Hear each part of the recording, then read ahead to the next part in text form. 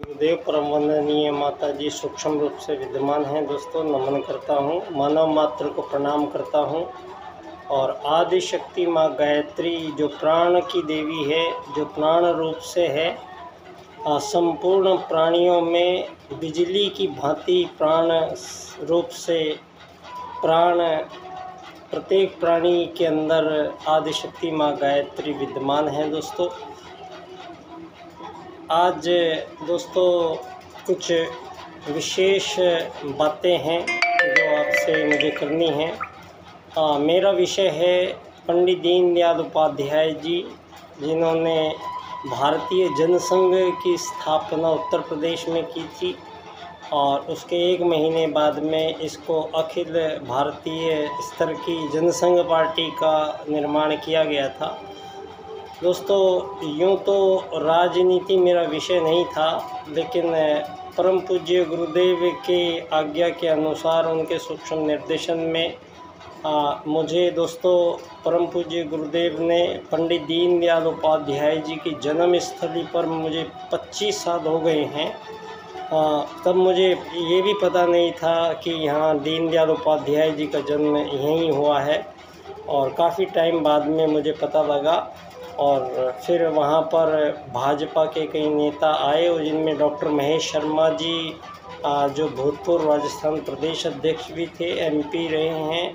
और अब एकात्म मानव अनुसंधान जो परिषद बनाई हैं अखिल भारतीय स्तर की, और दीनदयाल उपाध्याय जी पे उनके जीवन चरित्र को वाङ्मय के रूप में लिखा है जिन्होंने आदरणीय बाबूजी डॉक्टर महेश चंद्र शर्मा जी। दोस्तों उनका मेरा और उनका साथ पिछले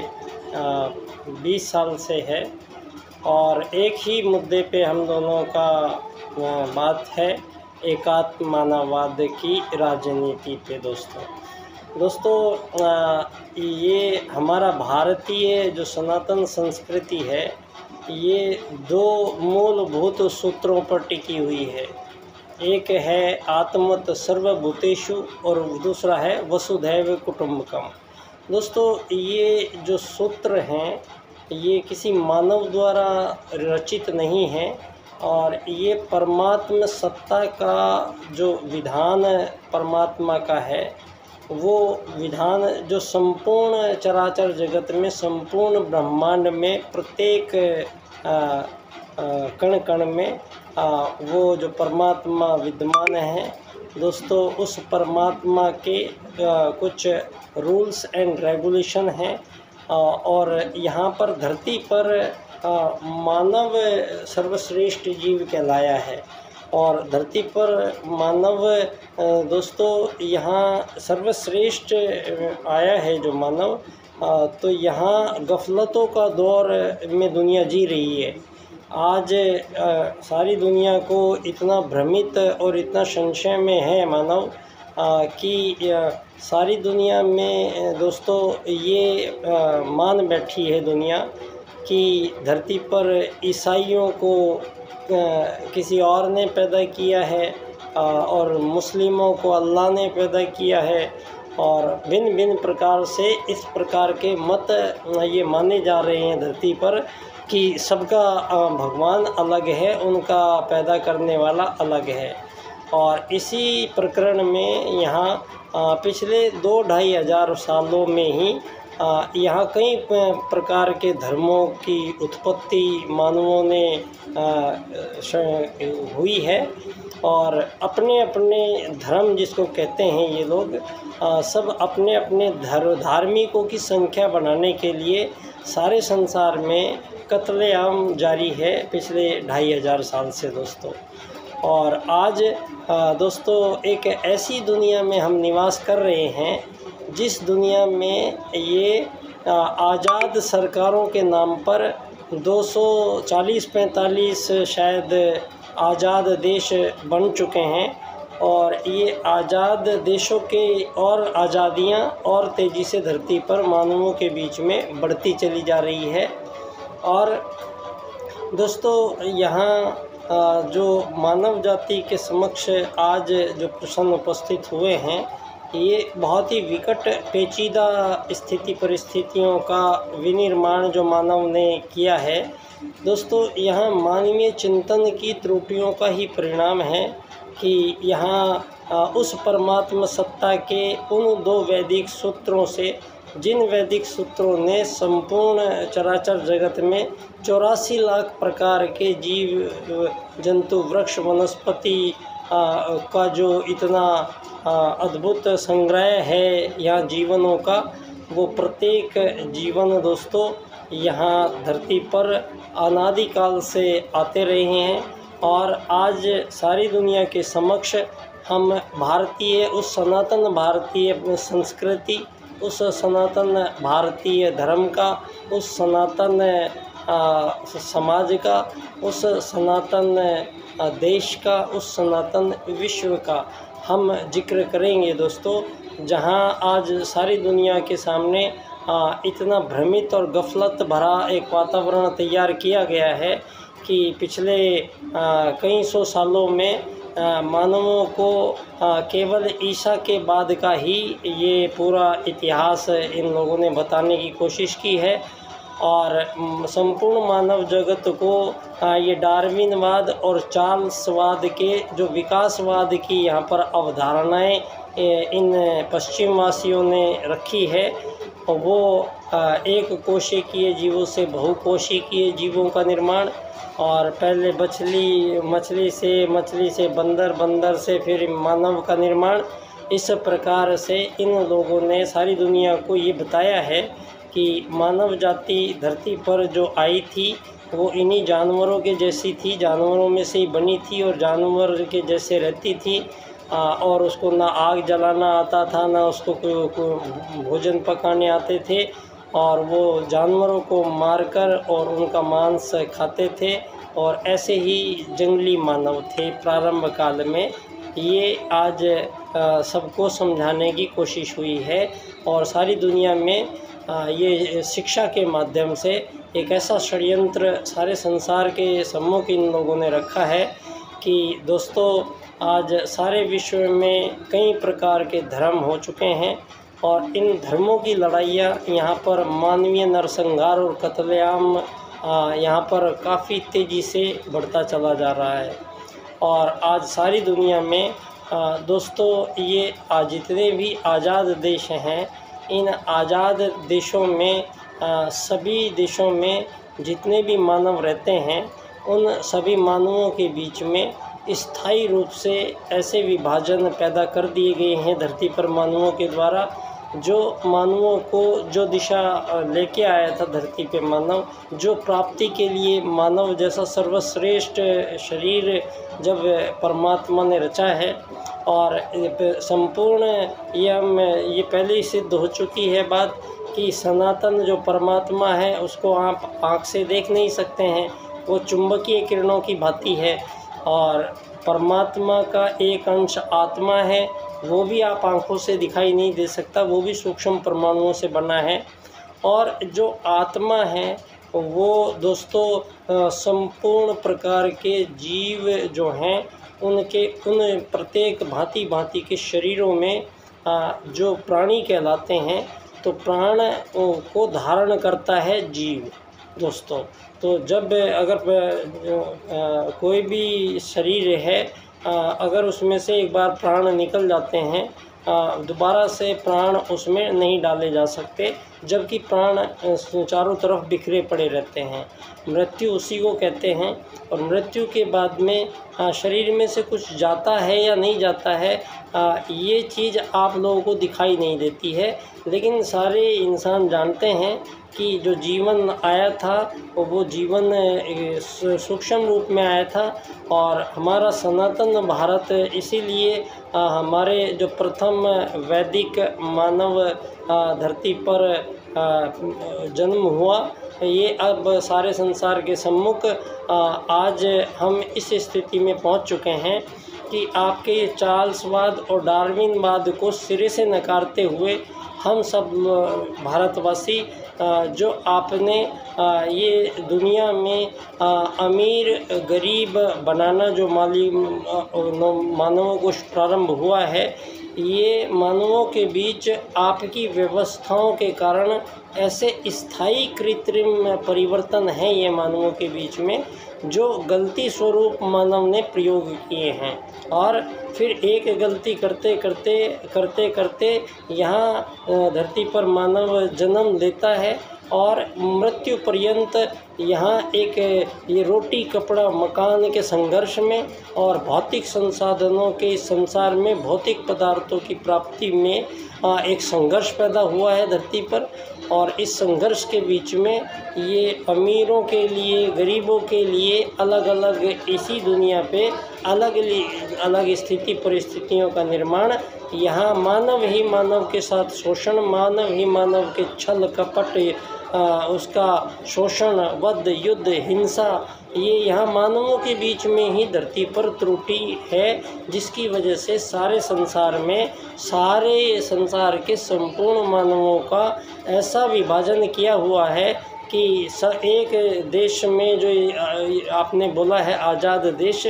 जबकि आत्मत सर्वभूतेषु का जो सिद्धांत है वो प्रत्यक्ष रूप से सारे संसार के संपूर्ण प्राणियों में एक ही जीवात्मा जो आ जाती है, जब वो जीवात्मा किसी शरीर में जाती है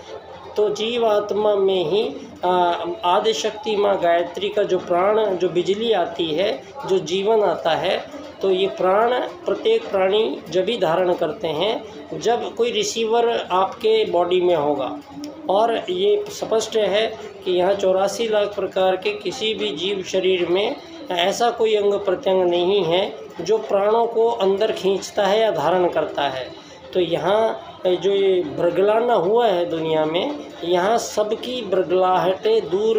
हो रही हैं बड़े सहज तरीके से। दोस्तों बिल्कुल तीनों का स्पष्ट है, परमात्मा का ही एक अंश आत्मा और वही प्रत्येक शरीर में विद्यमान है और प्रत्येक शरीर में वो आत्म तत्व ही विद्यमान रहता है। और इस प्रकार से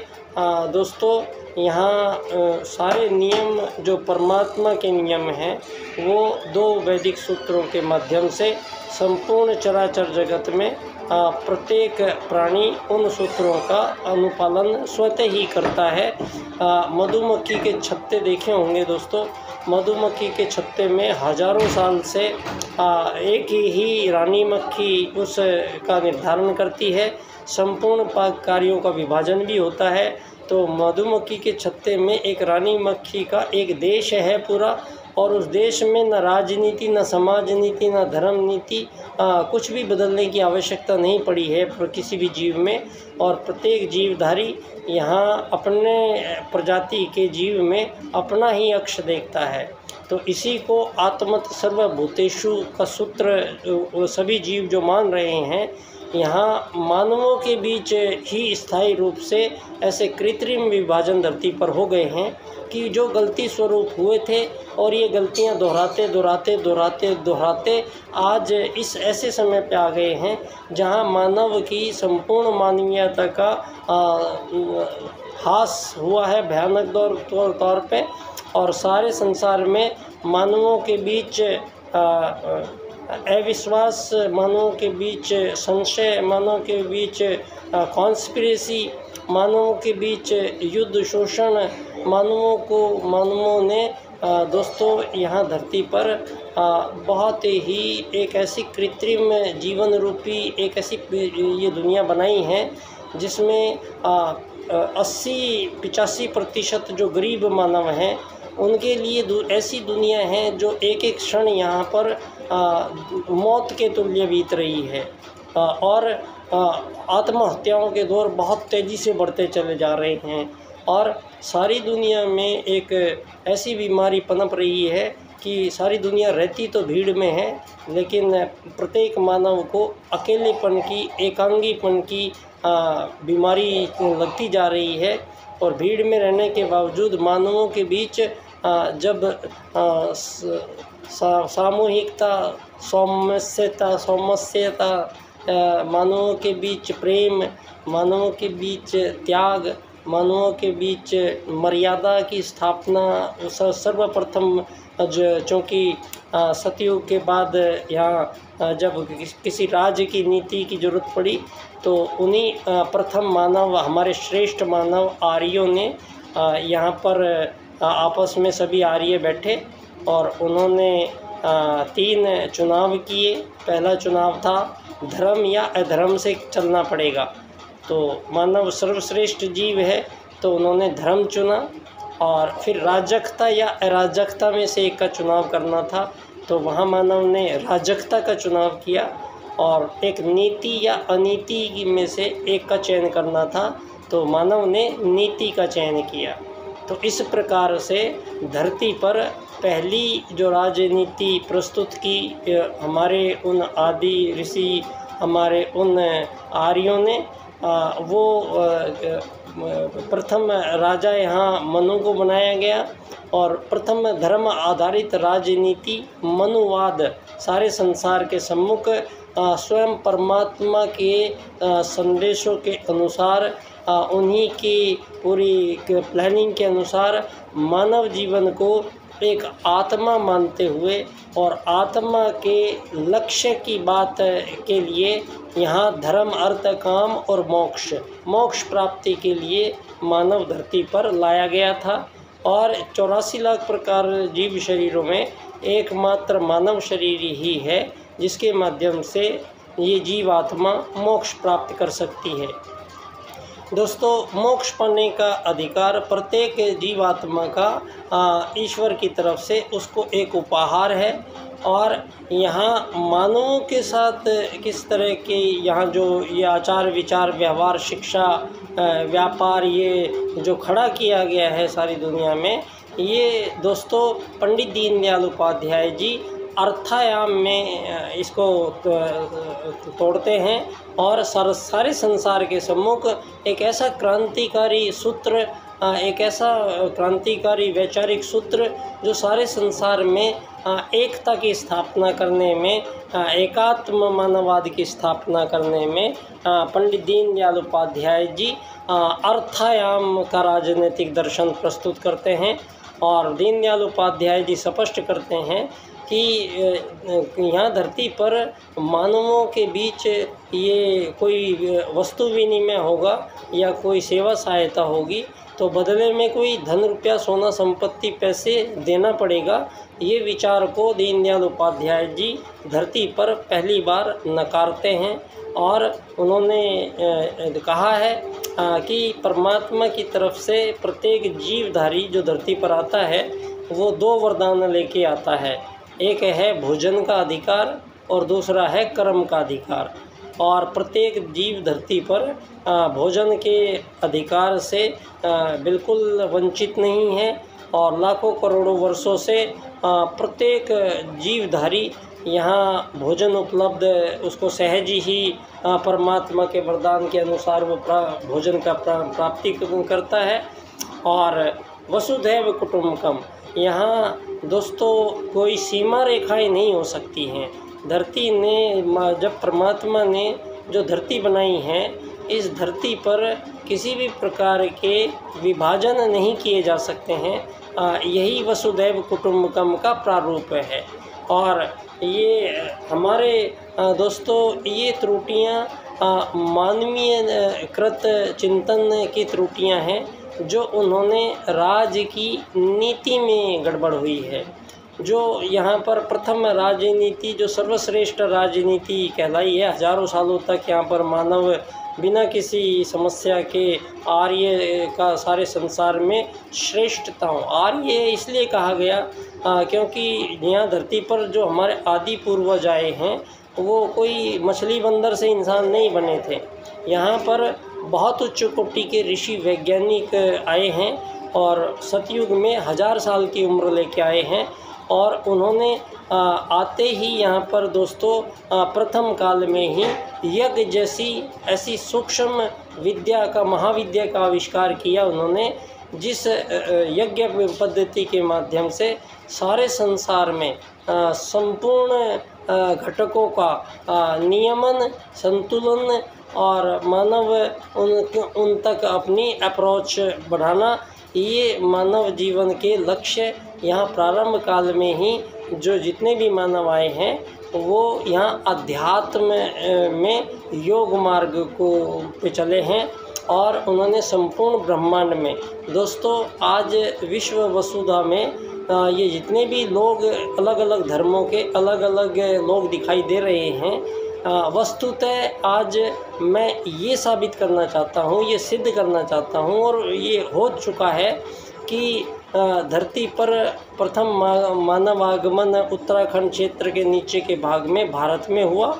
और पहले मानव का नाम मनु था और मनु का प्रथम परिवार आर्यों का परिवार था और आर्यों में से ही जिन लोगों ने बाद में राजसिक और तामसिक आहार के कारण उनकी जो वैचारिक विचार थे वो प्रदूषित हुए और मानव अपने आत्म भाव में से हटते हुए अपने शरीर भाव में अवस्थित होने लगा। तो शरीर भाव में रहने की वजह से ये भौतिकवाद का जन्म मानवों ने किया और अपने आप को केवल एक शरीर मानकर वस्तुतः विरोचन की वही सत्ता सारे संसार में आज फैल गई कि मैं तो एक शरीर हूँ। और वहीं इंद्र का सवाल था तो इंद्र को जवाब मिलता है कि मैं एक शरीर नहीं हूँ, मैं एक आत्मा हूँ और आत्मा अगर हूँ मैं तो मेरे यहाँ धरती पर जो भी काम मुझे दिए जा रहे हैं यहाँ पर उस आत्मा के अनुरूप और उस आत्मा की आगे की यात्रा में सहायक हो, ऐसी यहाँ पर जीवन पद्धति का निर्धारण करना था। वो हमारे आदि पूर्वजों ने करके दिया था। त्रुटि हमारी मानवों की है जिन्होंने वेद जैसे ज्ञान को दोस्तों छोड़ना पड़ा और आज सारी दुनिया को इसीलिए भ्रमित हुए कि सबके गफलतें पैदा हो गई है। तो अब पुनः इस धरा पर ये हमारा सौभाग्य है कि यहाँ भारतीय संस्कृति में अवतारवाद, यहाँ परमात्मा का जो हमें आह्वान आश्वासन दिया गया है कि जब भी यहाँ अधर्म का बढ़ेगा तो धर्म की स्थापना के लिए स्वयं परमात्मा धरती पर आते हैं। ऐसा पहले 9 बार हो चुका है, इस बार 10वीं बार चुनौतियाँ बहुत बड़ी है। तो स्वयं महाकाल इस धरा पर पधारे हैं प्रज्ञा अवतार के रूप में जो निष्कलंक है और परम पूज्य गुरुदेव के ही निर्देशन में ये युग का नव निर्माण का जो ये पराक्रम चल रहा है, ये युग परिवर्तन होने तक रुकेगा नहीं। और युग परिवर्तन उसको कहते हैं जहां मानवों की हजारों सालों की गई त्रुटियां गलतियों का ये यहाँ पर समुद्र मंथन होगा और यहाँ वही विचार चलेंगे दुनिया में जो सार्वभौमिक होंगे और जो संपूर्ण मानवों को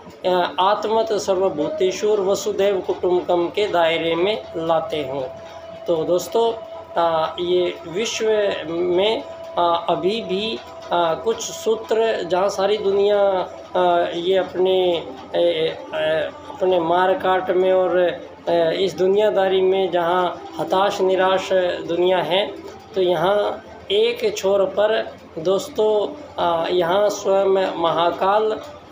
इस धरती को दिव्य बनाने के लिए मानव को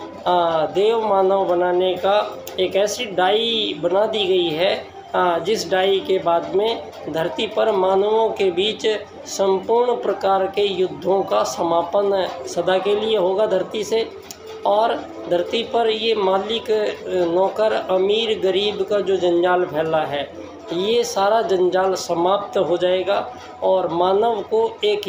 यात्री मानते हुए दीनदयाल उपाध्याय जी के न धन की कमी हो किसी को, न धन की अधिकता हो किसी के पास जीवन में, एक इस तरह की राजनीति का निर्धारण पुनः किया जा रहा है जहाँ पर दोस्तों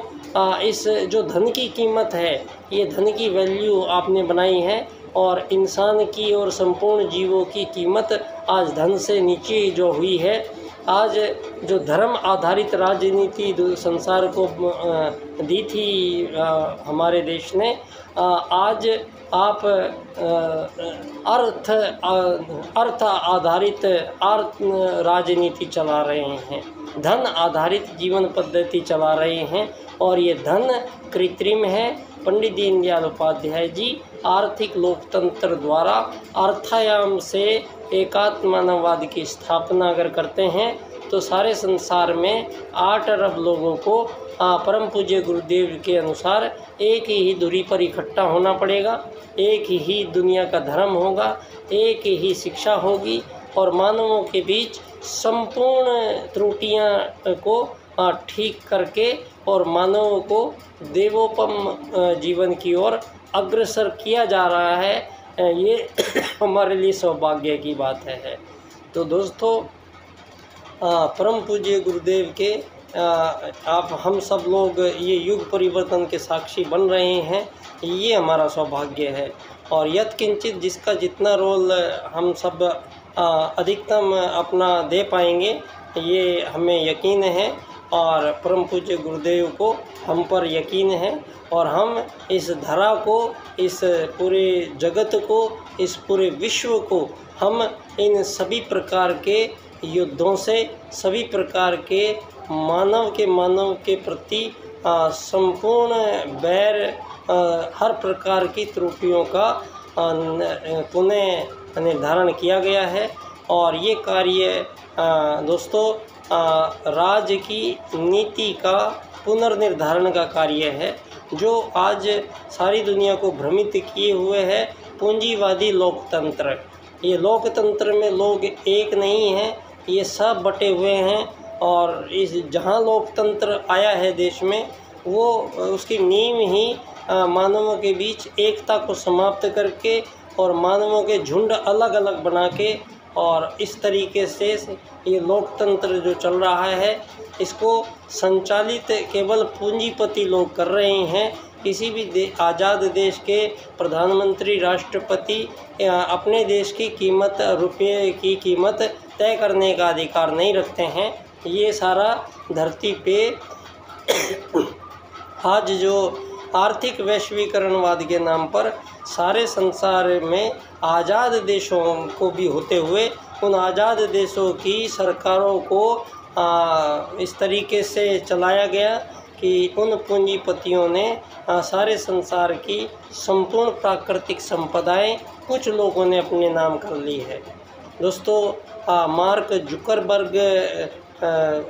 अमेरिका में 78% ज़मीन अकेला लेके बैठा है। भारत से 3 गुना ज़्यादा ज़मीन अमेरिका के पास है, और जनसंख्या विश्व की सबसे ज़्यादा भारत के पास है। तो अब ये भविष्य में जहाँ जितने मानव हैं, इनको बाड़े में बांध के और ये जनसंख्या वृद्धि कराते कराते ये जो राजनीति वाले लोग हर 5 साल में अधिकतम वोटर क्रिएट करना चाहते हैं, ये इनका लक्ष्य है। और दोस्तों, यहाँ धरती पर ना ही प्राकृतिक संसाधनों के बारे में सोचा जा रहा है, ना मानवों के बीच चल रही जो ये कार्य प्रणालियाँ हैं, इन पर कोई चिंतन नहीं किया जा रहा है, और धरती पर मानवीय शोषण मानव के प्रति क्रूरता पूर्वक बढ़ता चला जा रहा है। तो अब एक ही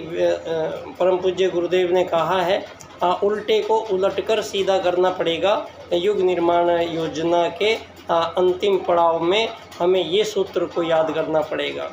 तो दोस्तों, आज हम परम पूज्य गुरुदेव की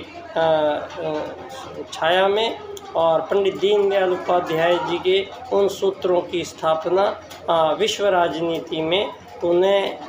हम लोग कर पाएंगे, ऐसी हमें पूरी हम करेंगे ज़रूर, और ये कार्य होगा। तो बहुत बहुत धन्यवाद। मैं पंडित दीनदयाल उपाध्याय जी के 4 सूत्र हैं जिनकी व्याख्या मैं करता हूँ। आर्थिक लोकतंत्र द्वारा अर्थायाम आधारित एकात्म मानववाद की स्थापना से अंत्योदय की प्राप्ति हम करेंगे। और यहाँ पर मेरा विषय है एकात्म मानववाद से समग्र व संपूर्ण वैश्वीकरणवाद। आप लोग वैश्वीकरणवाद करना चाहते हैं तो ये आर्थिक नहीं होगा, समग्र व संपूर्ण वैश्वीकरण जिस दिन हो जाएगा उस दिन उसको वसुदैव कुटुंबकम के रूप में आ जाएगा। और इसी को अखिल विश्व गायत्री परिवार गुरुजी ने बोला है, जो संपूर्ण प्राणियों का एक परिवार बनेगा। लेकिन वो बनेगा कब? जब हम वेद के प्रथम सूत्र का निरूपण और निर्धारण राजनीति में करेंगे इस बार। तो इस बार राजनीति में युग परिवर्तन का एक सूत्र प्रयोग हो रहा है, जो पंडित दीनदयाल उपाध्याय जी जिसको एकात्म मानववाद के रूप में प्रस्तुत करते हैं। और जहां एकात्म मानववाद का राजनीतिक सिद्धांत सारे 8 अरब लोगों के, संसार के संपूर्ण मानवों को संपूर्ण समस्याओं से हमेशा के लिए, अगले जन्मों के लिए प्रत्येक दुविधा से, प्रत्येक समस्या से निराकरण दिलाने वाला ये पराक्रम भरा ये कार्य पंडित दीनदयाल उपाध्याय जी और परम पूज्य गुरुदेव के यहाँ दोनों के एक एक सूत्र का मिलान ये होना है। और हम सब लोग इसके साक्षी बनेंगे। ना धरती पे कोई अमीर रहेगा, ना गरीब, ना मालिक, ना नौकर रहेगा। सभी मानव धरती के एक समान यात्री हैं। तो ये यात्री बन के आए हैं, तो यात्री बन के यहाँ रहना भी पड़ेगा और यात्री बन के जाइए। यहाँ आपको 100 गज ज़मीन खरीद के उस पर पक्का मकान बना के बिजली के बिल, इससे बच्चों की फीस, उनके दहेज इकट्ठा करना, ये सारी ज़िंदगी में मानवों को जितने भी ये जिम्मेदारी दी गई हैं, इन जिम्मेदारियों से मानव को इस बार पूर्ण रूप से मुक्त किया जा रहा है। ना यहाँ मानव को ज़मीन खरीदनी पड़ेगी, ना यहाँ मकान बनाने पड़ेंगे, ना बच्चों के लिए यहाँ आपको चिंता करनी पड़ेगी। ये सारा रिकन्स्ट्रक्शन ऑफ पॉलिटिक्स हो चुका है और इसी पर हम चर्चा जारी रखेंगे। मैं बच्चा डॉक्टर पुनः परम पूज्य गुरुदेव परम वंदनीय माता जी को नमन करता हूँ। आप सभी लोगों को प्रणाम, धन्यवाद। और आदिशक्ति माँ गायत्री वो बिजली जो संपूर्ण जीवों में बिजली के रूप से आती जाती हैं, और ये बिजली को केवल जीवों के अंदर एक समान आत्मा है, वो रिसेप्टर है, वही आदिशक्ति माँ गायत्री के प्राण को धारण कर सकता है आत्मा, और कोई नहीं कर सकता है। तो ये प्रकट करता है कि संपूर्ण जीवों में एक ही परमात्मा का अंश आत्मा है और सभी जीवों के अंदर वही आदिशक्ति माँ गायत्री का एक ही प्राण है। तो यहाँ पर आज ये संसार भर में आपको जो हिंदू, मुस्लिम, सिख, ईसाई, ये पूर्व, पश्चिम, उत्तर, दक्षिण, ये विकसित, अति विकसित, अल्प विकसित, ये गरीब, ये अमीर, ये इतने सारे विभाजन दुनिया के मानवों के बीच में हुए हैं। तो अब ये गफलतों का दौर यहाँ समाप्त करने का समय आता है और आज ये सारी दुनिया के समक्ष हम पुनः सिद्ध कर देंगे। और ये सारे भारत से ये एक ज्ञान सारी दुनिया के मानवों के बीच हमें पहुंचाना है और ये सिद्ध करना है कि धरती पर अलग अलग मानव जन्म नहीं हुए हैं। मानव जन्म धरती पर एक ही मानव आया है और प्रथम मानव धरती पर आया है। वो उस सिंधु घाटी से भी 20,000 साल पहले की सभ्यता अभी मिल रही है। तो और भी सनातन भारत के उसी हिस्से पर यहाँ सतयुग में मानव आए और सतयुग के बाद में जब त्रेता आया, उनके बीच के गैप में यहाँ मानवों के बीच में समस्याएं आई। तो प्रथम बार परमात्मा यहाँ शरीर धारण करके भगवान श्री राम के रूप में, और सबसे पहला और ज़रूरी कार्य जो होगा धरती पर वो है स्त्री और पुरुष के बीच में मर्यादा की स्थापना। तो ये सबसे पहला काम है धरती पर भारतीय संस्कृति का कि वो यहाँ पर सारे संसार के मानवों के बीच मर्यादा की स्थापना होगी, तब ये युग परिवर्तन का आधार बनेगा, कहलाएगा। और युग परिवर्तन होगा तो मानव में क्या क्या चीज़ें छूटेंगी और कैसे मानव को ट्रीट किया जाएगा, ये सब चीज़ें मैं अगले बार चर्चा करूँगा आपसे। बहुत बहुत धन्यवाद। एक बार गायत्री मंत्र मेरे साथ। ओम भूर्भुवः स्वाहा तत्सवितुर्वरेण्यं भर्गो देवस्य धीमहि धियो यो नः प्रचोदयात्। ॐ गुरुर्ब्रह्मा